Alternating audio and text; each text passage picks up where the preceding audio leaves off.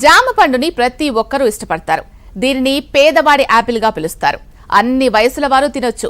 జామ ఎరుపు, తెలుపు రంగులలో లభిస్తుంది. ఈ పండు జీర్ణక్రియను మెరుగుపరచడానికి ఉపయోగపడుతుంది. అలాగే జామ ఆకులు కూడా దివ్య ఔషధంగా చెప్పొచ్చు. ఇందులో ఉండే గుణాలు తెలిస్తే వీటిని అస్సలు వదలరు. ఇవి చాలా ఆరోగ్య సమస్యలని నయం చేస్తాయి. వాటి గురించి ఈ రోజు తెలుసుకుందాం.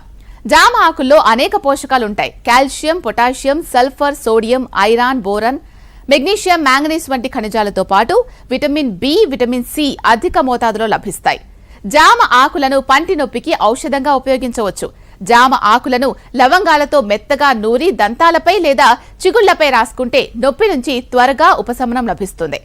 జామ ఆకులలో క్యాలరీలు తక్కువగా ఉంటాయి. ఇవి సిరల్లోని చెడు కొలెస్ట్రాల్, పొట్టలోని కొవ్వును తగ్గించడంలో సహాయపడతాయి. ఈ ఆకులను గ్రైండ్ చేసి వాటి నుంచి వచ్చిన సారం తాగాలి. దీని ద్వారా